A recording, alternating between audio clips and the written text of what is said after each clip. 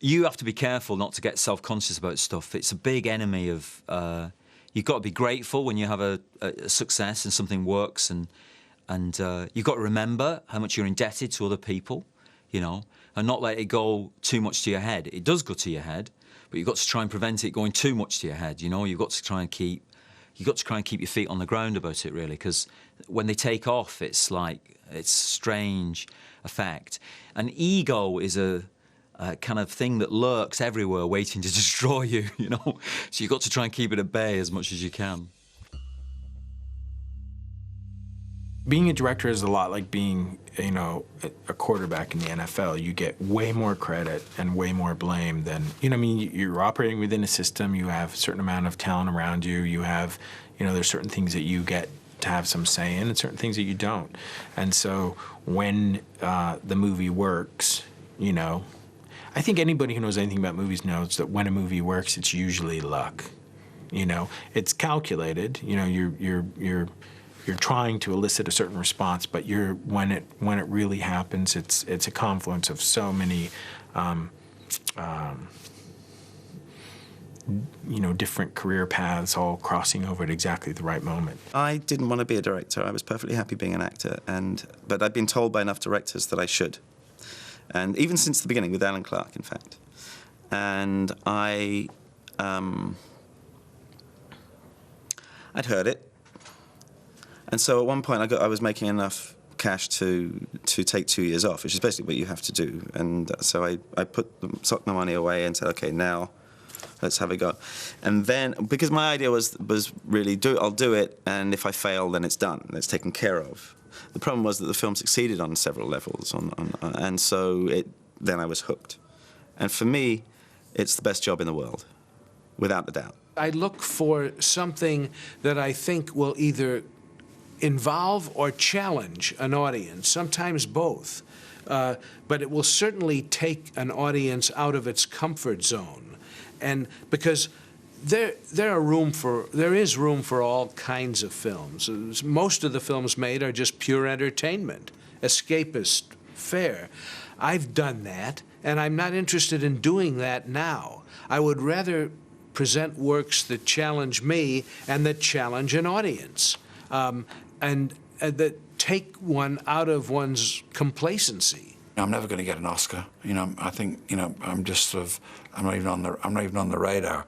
Yeah, because I think my style or how I began, I think I've tarnished my slate way too early with The Hunger. That's my first movie, so I'm sort of dismissed. So Tony Scott. So, but Ridley did good. He did good. He broke the mold with Gladiator.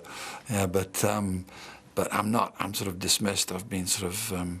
I've been scrubbed off the list, and what really interests me is, as I say, most of all, is getting me feeling good about what I've done, and me and the people that I work with feeling good about what I've done. So my family, I mean, my family and the broad scope, my crew. I work with the same crew now for, God, 15, 20 years, you know, and that's what I call my indirect family.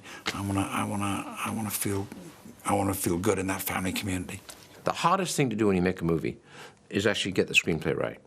The hardest single thing, once you get that screenplay right, which rarely happens, making the movie, for me, is pretty easy.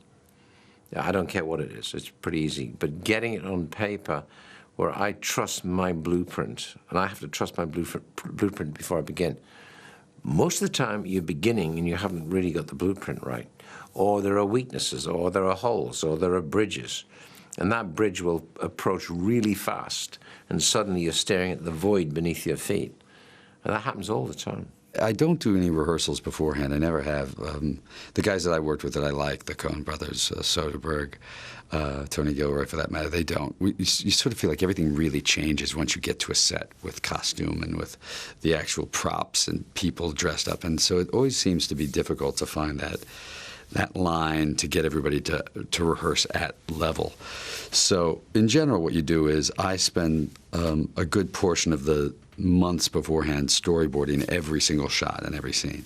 That doesn't mean you're married to it, but that's a good starting point where you'll say, here's how it'll work, and he'll have to be there because the candle will have to be there and he'll have to set his arm on fire. So let's organize it around that. So when you get into the set, you get there, you start by saying, let's start here. And then if it doesn't feel organic, we'll move it around. I always wanted to be a filmmaker. I didn't want to be an animator. I didn't want to be any of those things. They were things that I suppose were the pathway to get where I wanted to get, because I also knew even though I wanted to make movies, I couldn't work my way up through the system. I could never be a T-boy. I was it briefly, and I was a disaster at it. I already, from a very early age, seemed to know what I wanted to do, and I always felt I knew how to do it. But the trick was to have control over what you did. So as a cartoonist, it was just a piece of paper and a pen and me. We could do things and I could show it to people, and they could buy it or not. They could laugh, they could be impressed, because that's all I ever wanted to do, was impress people. Let's be honest about things here. And it was, you want to impress people. You make one of people say, wow, that's terrific. Oh, I never thought of that. That's exciting. And so I could do that with that. Then eventually it moved into animation, which a little bit more complicated, but still had control. And then, you know, luck came into play. And so there we were, Python becoming successful, and people saying, why don't you make a movie? And Terry Jones and I saying, well, hi, everybody named Terry gets to direct. There's nothing like that feeling if you made a movie and you put it in front of an audience, you get it in front of like 300 or 400 people, and it's working and they're laughing. It's almost addictive. It's a great feeling. But the flip side of it is, there's also that stress. Are they, I hope they laugh. If they're, or when they're not laughing, it's just as rough. So in a way, I definitely do enjoy it as much. But I also look forward to making movies that aren't comedies or comedies that have to have a laugh, exist on that level. So take a little bit of the pressure off, and you just make a movie that you sort of can enjoy as a movie, and if they're laughing, great. Writing and directing gives you a sense of what you can offer and have to express that is not going to be edited by somebody else or cut out or distributed by somebody else. You have much more sense of control, and that this is an expression of what you personally have to say. But having said that, making a film as personal as this, that is dealing with emotional explosions rather than CGI or Mission Impossible 3 franchise movie, remake Beside Adventure movie explosions, is a much harder sell. So in the current climate of the last 30 years of boom or bust, where a movie has got to take $1 gazillion in its first opening weekend. I was in New York for the release of Wawa, which cost $7 million to make. And they probably spent that just on the advertising alone for Mission Impossible 3, which, when it opened in, 5,000 screens across the States, as opposed to the 25 that Wawa opened in, they deemed it a failure in its opening weekend because it only took $48 million as opposed to the 70 that was anticipated. And you think, well, if that is the scale on which things are judged and measured, making an independent movie like I've done is, a tadpole in an ocean of killer sharks. The closest I ever come to any kind of trepidation is, when I'm heading, as the days get closer to me doing some big, giant sequence that I know is one of the big scenes in the movie, and I know works on the page 100%. So now it really is mine to F up if I do. And so, and something like that, you're dealing with, like, say, the opening sequence in the farmhouse, or the long sequence in the Tavern La Louisiane, or you're dealing with the fire, or the projection booth sequence at the end. Those are the big scenes that these scenes have to kill, or what the hell are we doing? But like I said, it works in the page. So it is mine to mess up. And those are the scenes I always have trepidation going into because I'm a little nervous about it. And usually so are the actors a little bit.